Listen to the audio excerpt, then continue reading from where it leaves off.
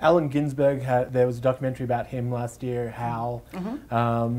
There's a film version of On the Road being shot. Right. There's been so much in the last few years, so much activity around these subjects. Why is it now that we're so interested in this world?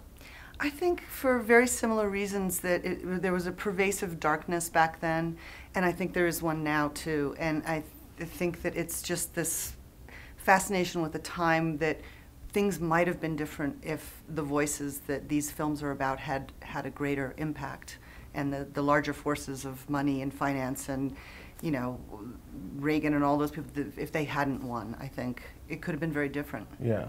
Ken Kesey obviously was probably best known for One Flew Over the Cuckoo's Nest.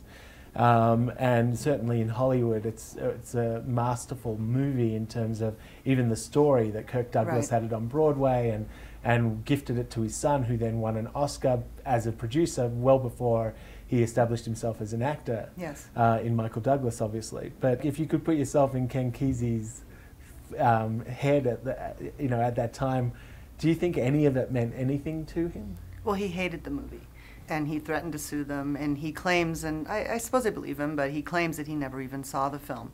From his perspective, the film was written from the Indians' perspective, and Hollywood didn't do that.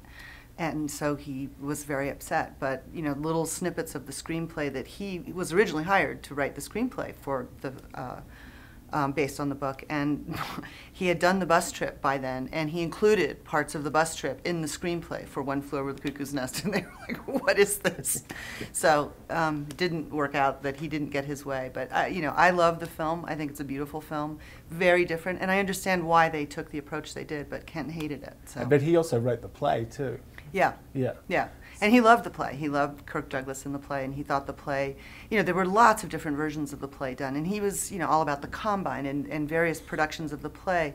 The set became this sort of living thing that became the Combine for him, and you couldn't get into that in the film in the same way. It's somewhat ironic, or majorly ironic, that this guy who is so held up, you know, alongside Timothy Leary as this poster child for wild craziness, LSD, and all that sort of stuff, really seems like a clean cut. You know, it's one of the major points of the film. Is like he's a clean cut guy who had an athletic scholarship. You know, was majorly talented academically, and was married to one person for a long time. You know, for you guys, there's almost like a humor in that you guys bring to screen. You know, balancing the political context, the pharmaceutical context, and that component, the fun component.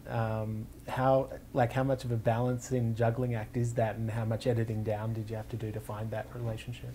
You know, for me, that relationship was always apparent. I mean, Ken's whole thing was don't compartmentalize. He hated that. He wanted things to be much more fluid. I mean, that's why he stopped writing, basically. He said the bus he called his best work, and it was living literature. It was jumped off the pages onto the streets. And you know, he said, why is it a contradiction that we can be this and that?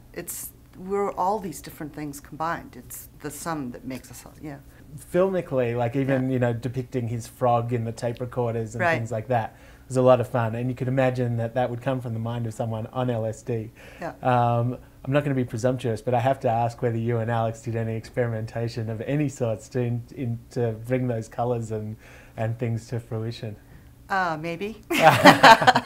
No comment.